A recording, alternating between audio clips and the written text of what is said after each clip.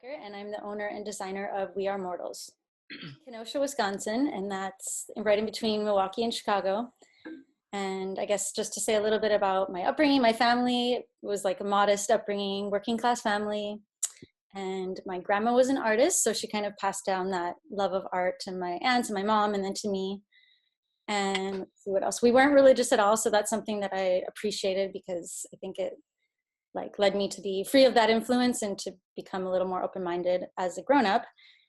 And so basically at the age of 21 is whenever I left, as soon as I could, as soon as I was able to like leave before getting settled, I left and I moved all the way across the country to San Diego.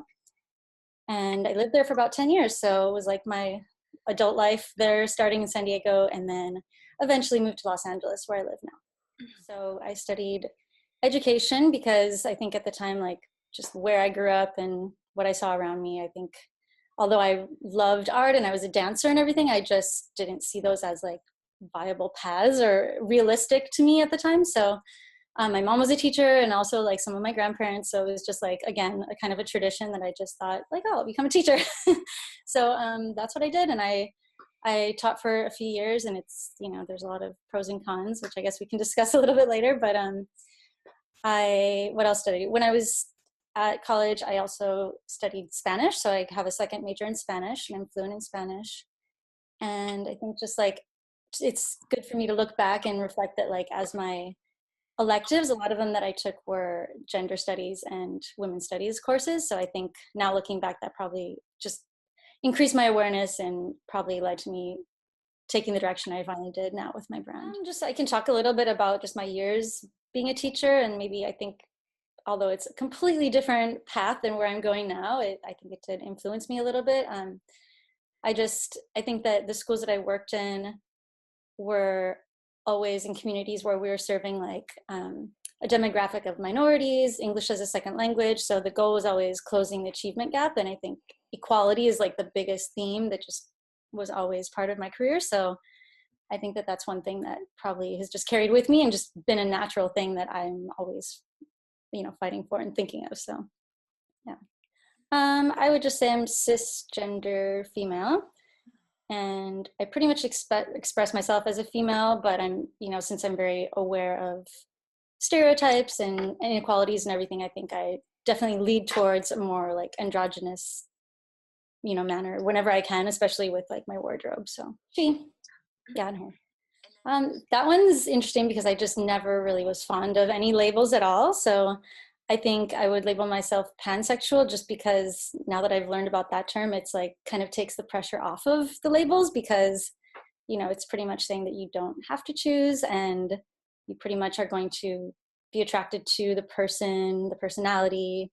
It really doesn't matter what their gender is really. So from my experience, I have been in long-term relationships with both females and males. So I guess like, you know, I could say that I'm bisexual or even lesbian, and I could be proud of that, but I think it just is almost limiting. Just even either of those terms is a little bit limiting for me because, you know, I have no idea. I could be open to everything. So yeah, I think pansexual is a really good way to express that. So for me, I definitely dress for comfort, and I think I'm gravitated a lot towards streetwear, but I kind of mix in feminine details like jewelry and things like that. But I wear androgynous things like, you know, I'm gravitated towards Doc Martens, things like that. But I just try to like have a balance between the masculine and the feminine. Let's see. I think that, sorry. Oh, and then you asked me also, have I ever shopped, like where do I personally shop? And I definitely have shopped in the men's section before. And just that alone kind of opened my eyes to realize like how ridiculous it is that the industry is still so segregated with men's and women's clothing. And I can just imagine me as like a cisgendered person, if I'm frustrated with it, I can only imagine how frustrating it must be for someone who's trans or queer, you know, to have to deal with that. I think so. I mean, I thought like when I was trying to develop the brand and come up with what I wanted to do, I just always placed myself as a customer because I shop for clothes, and like I placed myself in their shoes and thought about what's missing, like what's not out there, and also just questioning the industry, because especially since I didn't go to school for fashion, I think like I just naturally had that outside perspective of questioning everything and not understanding why it would even be necessary for every single brand to have to choose between male and female. You know, it just didn't really make sense to me, especially since, you know, a shirt is a shirt and like anyone can wear it. So it just, you know, that played a huge part. And just, I think at the time too, I was looking around and seeing like in the streetwear genre, it was just barely starting to turn into like, now there's streetwear for women. And that was like just the kind of the new thing coming out. So I was thinking like, well, what's after that? Because, you know, I have to push it further than that. So I think that, well, just I was teaching, you know, and kind of like really unfulfilled just because I'm a creative person and I didn't feel like I could really express my artistic side as, you know, in the classroom as a teacher. So I just started like sewing my own projects, sewing my own clothes, first of all, just as like alterations, just fixing things that I would find and altering them. And just, I think learning to sew in itself ended up being a lot easier than I thought. I was intimidated, but I realized it was very easy just to kind of take apart clothes and figure out how they're constructed. And it was fun. So with my partner at the time, we created like a fanny pack design. It was like a new version of the fanny pack, and we just started selling them on Etsy. And that's where I just kind of realized like, it's really fun and I'm good at it. And I kind of also felt like I had a knack for predicting trends and kind of already knowing what was going to be popular. So that's when I decided to move to LA and just create a brand. But at that time, I didn't know exactly like what direction I was going to go in, but I just came to LA. That was my first step. And then I just started kind of like finding mentors. But as far as like the business that I started creating, We Are Mortals came about, basically the name started because at that time I lost my mom to cancer, like literally right, I think like a week after I moved to LA. And that to me was just like a huge eye opener because she was like a really, really healthy person, like a health nut. So it was just like a shock. And so to me, like it was an impact of realizing how short life is and how, you know, it's very precious, so we have to live it to the fullest. So that was the original message of what the brand meant. And so I took that, but I kind of knew that it was like a very broad name that could lend itself to just the idea of unity, because it's, you know, we are mortals, which is like just saying that we all have something in common. And then, like I said, I started to really dissect the industry and think about like what need was out there and just kind of research, think about what I would like to see for available, you know, in the fashion world.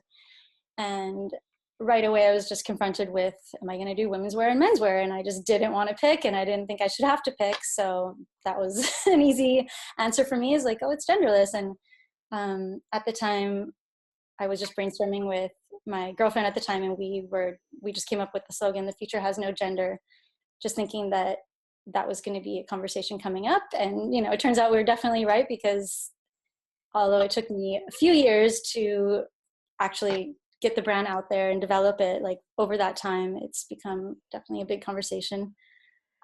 Start with fashion, but just in general, I think, in culture, in our society. And so I think immediately, once I figured out that's when the name We Are Mortals took on a whole different connotation, a whole different meaning, because it just basically means we're all equal, we're all humans. And I just found kind of a role in being an activist and like an advocate for anyone who doesn't fit the normal stereotypes of a man or woman, and, you know, anything in between, the whole gray area, and just for anybody in general to be experimental and to not have to like fit into stereotypes of either gender when they're, you know, expressing themselves. So I think I would say 2014 is when I actually came up with the name and registered it as like trademarked that name. So, and then, no, I mean, it's really just been me. So I've like done everything myself so far, aside from the actual sewing and some of the pattern making, which is definitely not ideal or sustainable. So now that I've built an attractive brand, and I think that I've kind of grown a lot and proven myself, my goal is to now pitch to investors and try to really like hire some people and get it like to that level where, you know, I'm not doing everything myself and I can progress at a faster rate. But I basically like, I do pretty much everything myself, from designing to like the graphic design. So I do like the lookbooks, the designing the marketing materials, emails, social media, and I even designed the website myself. Let's see. So I had to teach myself Illustrator. I had to I had to like um, just basically sit at the computer most of the time, emailing, reaching out to different people like stylists and influencers, models, press, which that is just a never ending, that whole task of just emailing and reaching out to people and trying to get publicity and all that stuff. And then sourcing materials is another big part of my everyday life.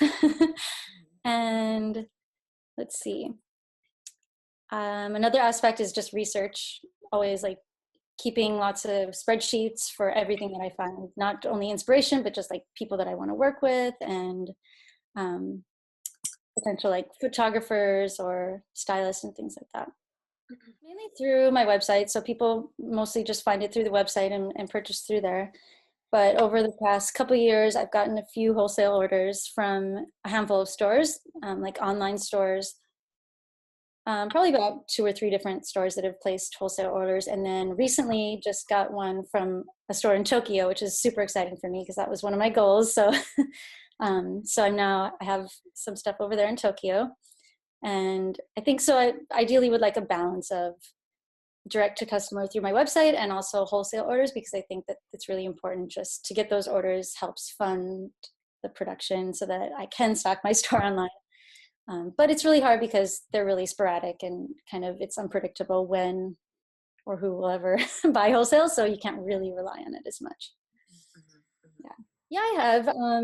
I've done a few, and I think just from what I've seen, it's usually not like that successful when it comes to sales, but I see it more as like events that are promotional events, because I can get a lot of email addresses, get people to sign up for my mailing list, and those can be like potential future customers. So, but generally I see like at pop-ups, people aren't necessarily planning on spending money, or at least not like at the price points that I have. So it's tough, but it's definitely good networking just to get out there and just meet people. So far, I have 2 collections, and the first one started, I would say, it was actually for sale at the very beginning of 2016. So I said earlier that I created the concept in 2014, but it took me pretty much 2 whole years to figure out the industry in LA and like get mentors to kind of guide me through learning a little bit about pattern making. Like I was always there the entire time, like learning from people. So I kind of picked up a lot as I went.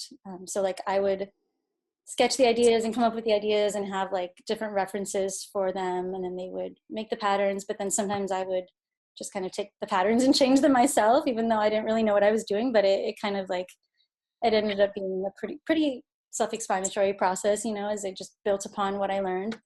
And so that took a long time just to and also like where sourcing materials was really a big challenge too. I think that takes a long time to figure out where you're going to get the materials, and especially when you're starting out and you're not going to do like huge quantities, because there's a lot of companies for fabrics and trims and everything that have really high minimums.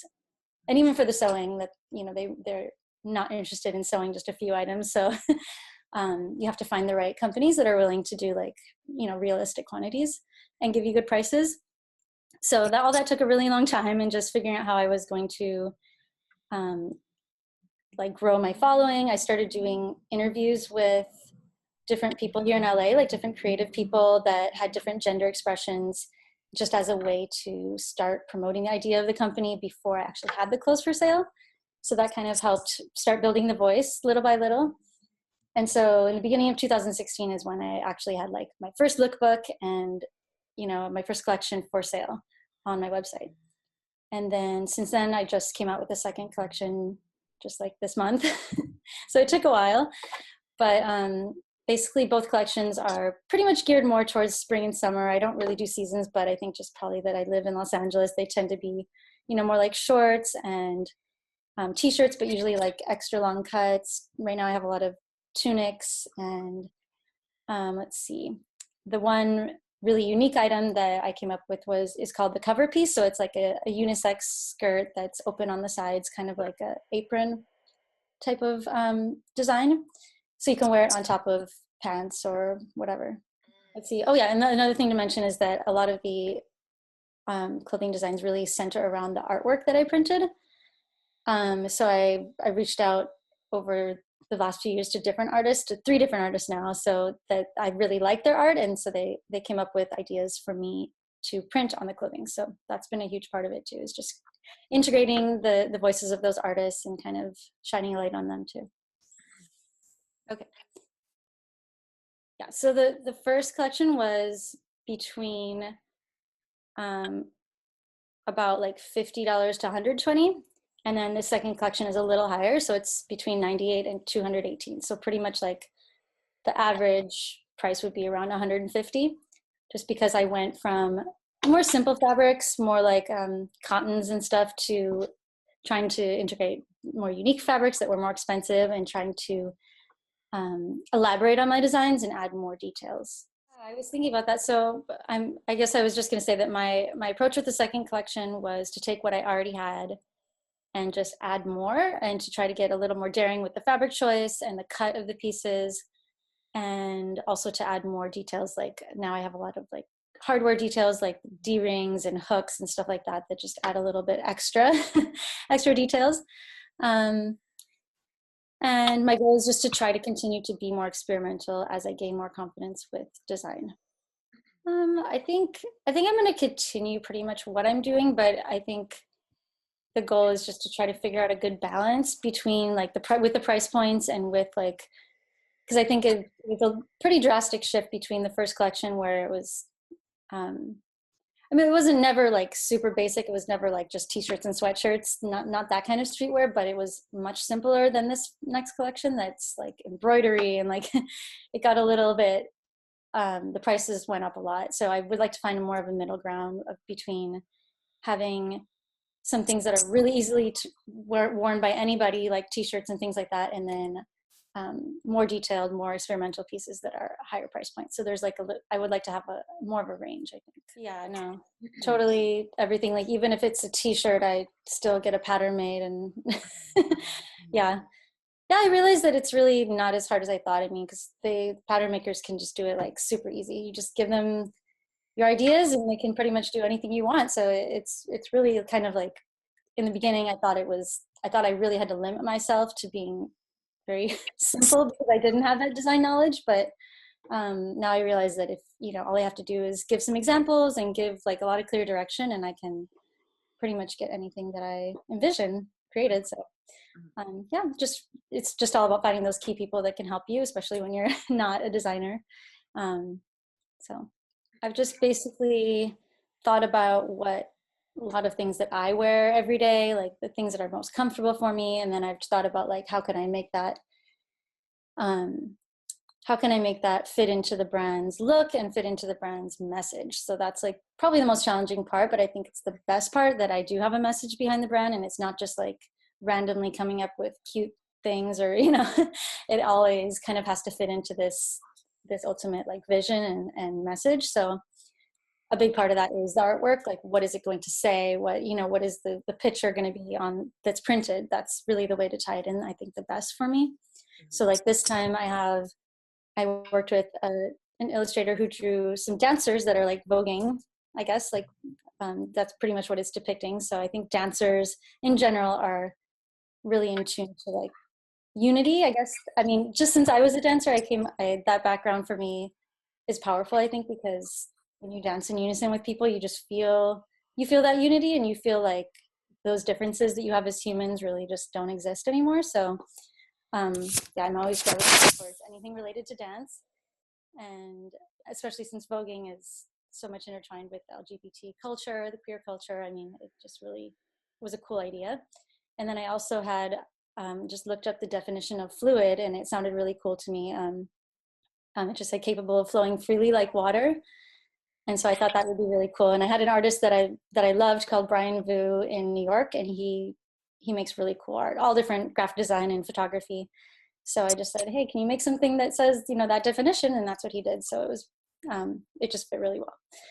So basically I have to simultaneously think about those two things, like what is the cut, what is, like the fit that I want, and then what kind of artwork am I going to have on it to tie it into the brand. So I think like I've just tried to have, my collections are really small, but I've just tried to have a little bit of everything, like at least one pant, at least one like skirt that's, and I make sure that I have both female and male models wearing both of those items so that it just shows that it's meant to be genderless. And then sweatshirts, like jacket, but more like on the spring summery side, like short sleeves, things like that. As I mentioned, this sourcing is probably the hardest part, just finding out where I'm going to find what I envision, how do I find those materials, because it's just really like not easily available. Like I've been to the LA Textile Show, and it's like a big trade show where you can go around and look at fabrics, and been just driven all around in my car to every single textile manufacturer, and it's like you just see the same thing over and over again. There's a lot of like stretchy cotton materials that just aren't what I would use ever. So yeah, it's just been a challenge to try to find something that's different, unique, like that has a balance of like it's a sporty material, but it's can be used in different ways. So I've had to not only physically look everywhere, but search online, and yeah, just really, that's a huge huge challenge at first until you find those sources that you can rely on. Yeah, so I have sewers downtown in LA, and also printing companies like a sublimation company and a screen printing company that I've used before, and then an embroidery company that are all like in the same vicinity. So yeah, I think this one's good to show. It's like a tunic, you could wear with pants or not. But it has a zipper in the back. I was very specific about the zipper that I want, so that's another thing. Like with sourcing, I think just the fact that I'm very picky with every detail makes it very difficult, because I wanted this specific zipper, not just any zipper, just because I like the metal details, and I wanted that to be like the theme through this collection, is to have like those details. And then added another metal detail on the front just for decoration. And so this is the artwork that I was talking about with the definition of fluid. But the challenge for me was to figure out how I was going to put it on the garment, because this fabric that I picked is, it's like a ripstop, like a nylon fabric, and the printing has to be done on polyester. So instead of just putting a patch like I do on some of my garments, I've decided to make like this extra flap in front, which is pretty unique. Usually that's something that's in the back of a jacket or something. But I thought it just looked really cool, so just added that. And I think this is something that, this is another example of something that I added myself. So even though I got the pattern made from someone for the tunic, I actually went in and like had to figure this one out myself and just add this extra piece in the pattern, because I didn't really feel like it was necessary to go and ask somebody to help me with that. I just did it myself. So just learning as I go. And then this one is the cover piece that I was talking about, which is a skirt. And it's like about knee length or a little bit below knee length. I had a version of this one in my first collection, and I thought it was just like the most unique item that is like not something that other brands really have for the most part. So I wanted to continue it, but I wasn't 100% happy with the way that the first one fit, because it was like made out of fleece, so it was a little stiff. So this one I made out of a more like flowy fabric, a little more, it's just more interesting, I think, and it lays nicer. And then also just the straps on the side, I made them adjustable this time so that they can just kind of hang a little more naturally, because before it was like they kind of stuck out a little bit. But it's cool because it's adjustable, so it has snaps on the side, on the waist. And then this one I just added like the metal details in front just as decoration. But it's nice because when it's adjustable, it makes it a lot easier for me to have sizes that will fit most bodies, especially since I am designing for males and females, different body types. I mean, I'm not really sure if I would say that I consider trends. I think that like it's unavoidable to a certain extent, but I guess I would say that I try not to follow trends, but I try to predict trends. So that would be my goal, is to predict something before it's a trend. And I think Yeah, because I wouldn't want to be replicating what someone else is doing, but naturally people are going to end up doing the same thing. I think I've definitely learned that whole collective consciousness that, you know, artists have. That if I have an idea, tons of other people have the same idea probably. So it's pretty cool. Usually you just hope that the timing's good, you know. But definitely I look at the runway for inspiration and just kind of think about like how that would translate to like a more accessible brand for people, because my price points are, you know, a little more attainable. They're not, you know, it's not a luxury brand or anything. So I think also the fact that I lived through the 90s is pretty cool, that I like have that knowledge of what was actually trendy back then. So that helps me predict maybe what new trends are going to come up, because everything keeps getting recycled. And so I just try to predict things that will come back, and then like try to figure out a way that I could do it that's unique and not exactly the same as it used to be or whatever. I think in the genre of fashion that I'm striving to be a part of, Rihanna is definitely seen as like the style icon for that genre. So I definitely look to that. And then aside from that, it's like pretty much all in the music realm. I think just visually I get inspiration by maybe not the person themselves, but what they do, like with music videos, things like that. So I thought about Solange. She just came out with her album recently, and that like her aesthetic in her albums, in her videos, really blew my mind, because it was really something unique, where she's putting together a mix of something that's youthful and appeals to the youth, but it's also very sophisticated. So she has like a lot of modern dance, and her fashion was really extravagant, but like in a very classy still way, more artistic, and like it's almost like walking into like a modern art museum or something. So I was really impressed by that. I thought it was something really unique and refreshing for the music world, but it also influenced me probably as a designer. And also because I'm not always just thinking about the clothing itself. I'm thinking about like, how am I going to present the brand? What is the concept for the photo shoots that I want to do? And that's the really fun part for me. That's what I love to do, but you know, it just takes so long to like plan these things. And but it's definitely what I look forward to the most, I think. Oh, sorry. And then the other things, like you mentioned, the people that I already have worked with also are really inspirational, which again are a lot of dancers. So I did a photo shoot with a dancer named Kaner Flex, who is from London, and he goes on tour with FKA Twigs, and he does like all kinds of crazy dance. Like, I guess it's called flexing, but just like almost like contortionist moves and stuff.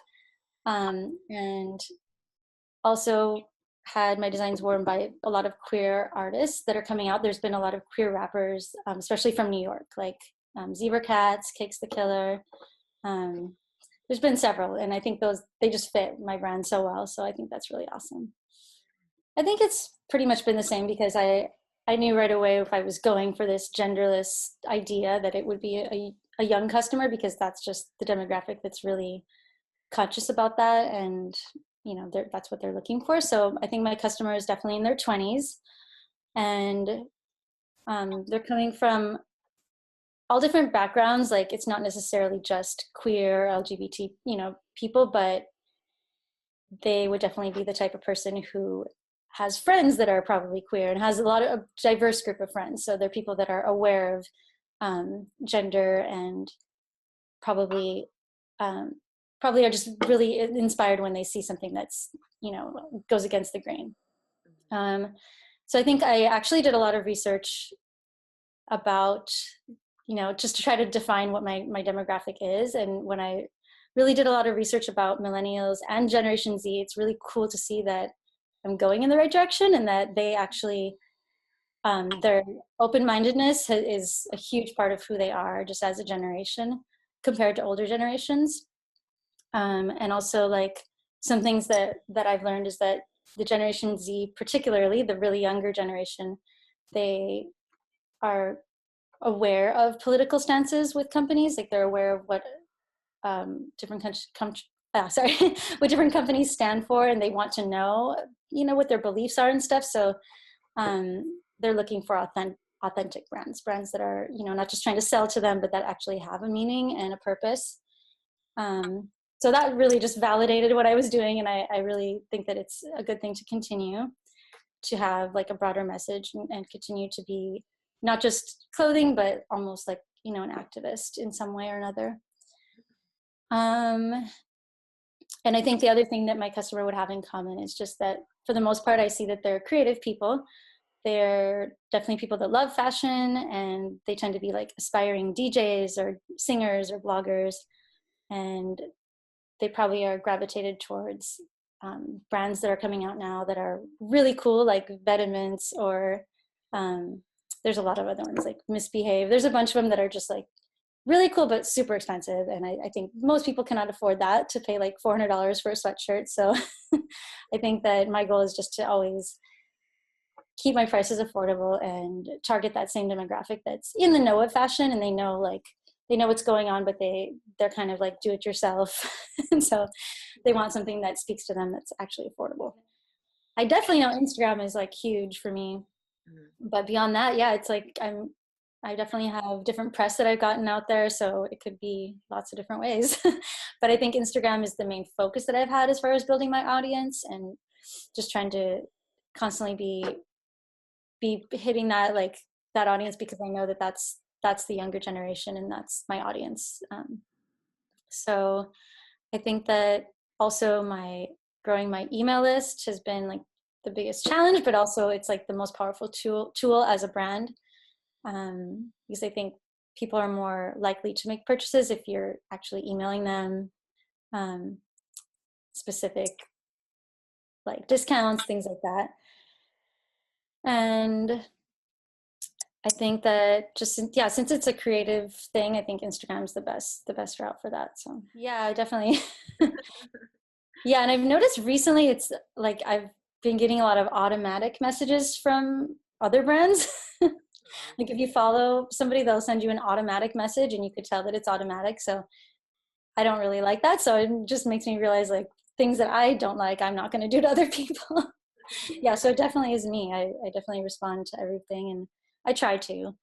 And yeah, it's been really cool. There's been a lot of comments, and I've had a lot of good feedback. I think that's one of your other questions though, but I think that's the powerful thing about Instagram, is that people actually feel comfortable sending you a private message, and you seem more approachable, I think, on Instagram. So as a brand, that's a really great tool that people feel connected with you as a customer, that you're not just like some big corporation, you're an actual person that they can just chat with and ask questions.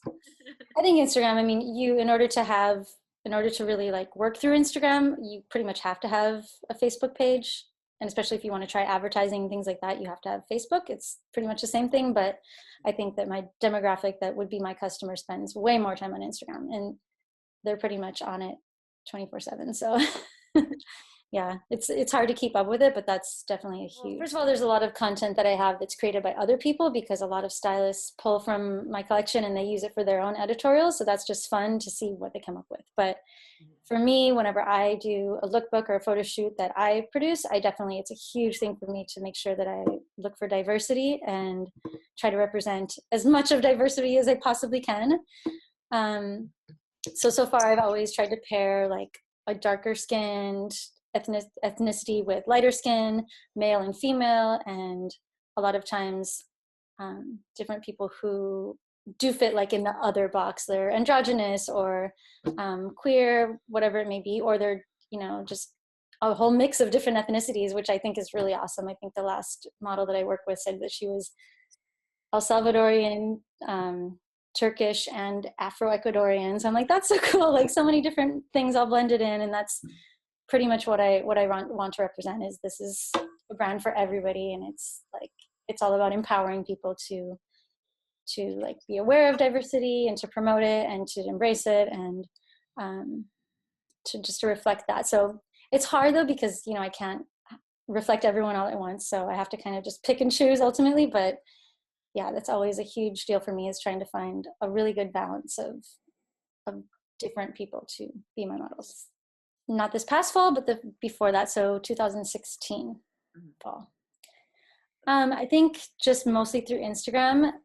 It's just the best feeling to get really great feedback. And I think I've been really lucky that I have gotten mostly all positive feedback.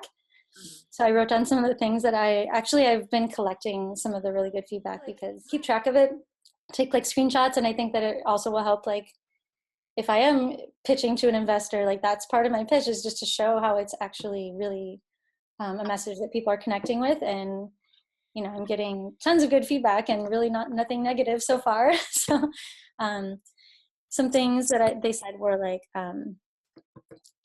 so somebody said, finally a brand that speaks to me. I'm tired of shopping in the boy section. And then somebody else said, wow, this brand is exactly what I've wanted for a long time. A genderless, fashion-forward company. And then one more, gender neutrality is everything. Your line is very important and inspirational. Keep up the work. So it's like pretty much exactly what I would hope for, you know, the best feedback that I could hope for. Not at all. Like, I really haven't had any. I think that people inside the queer community really, they understand the importance of, you know, kind of banding together for a cause, you know, even though like I wouldn't consider my brand to be like an LGBTQ company, or, you know, it's not specific, it's for everyone. So I don't really label it that, but I know it still definitely fits into that category because I'm challenging the norms of the fashion industry when it comes to gender. So, you know, I think that there's room for everybody that has different messages, but it all ties into ultimately it's the same message in the end of equality. And I think there still is oppression out there, and there still is, you know, lots of misinformation and stereotypes. So I think everybody in the community knows that you have to stick together and really fight together. So, and then, yeah, as far as just regular people having negative comments, there really hasn't been anything, just like maybe a couple times people asking, like when my slogan was "the future has no gender," people just asking, what do you mean the future has no gender? And then I would explain it to them, like what my thinking was behind it. And then oftentimes they would just say, oh, okay, I get it.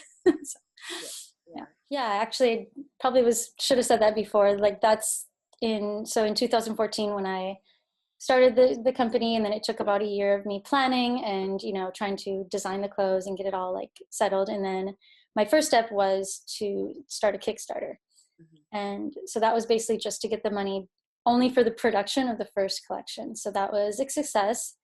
And so far since then, I've just been pushing forward using my own resources, and that's not easy at all. So like I said, I'm just now hoping to take the next step forward and start hopefully finding investors. I have like a pitch ready. I just need to find them. But I think that, you know, I've done so much on my own with adequate funding, so that I think that it's something that I can definitely prove that there's not only an audience, but that it will be a successful company.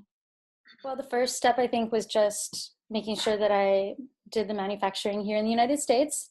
So for me, it's just important that I actually am there. I visit the sewers and like I see what they're doing every day, so I can be 100% sure that they're working in good conditions, you know, and it's fair pay and all of that stuff. And I think that I would feel really weird not doing that. And, you know, having production overseas just would make me feel really uneasy, because you really never know ultimately what's happening. So for me, that was just the first thing that I thought about. And I think the first collection, I found one fabric that I used in most of my garments that was recycled polyester. So that was really cool to find that. It's difficult though, so I haven't really been able to keep that going because there's really not a lot out there. It's hard to find. So, but that definitely is one of my goals, is to try to keep looking for more recycled fabrics, things like that, they're coming from good sources.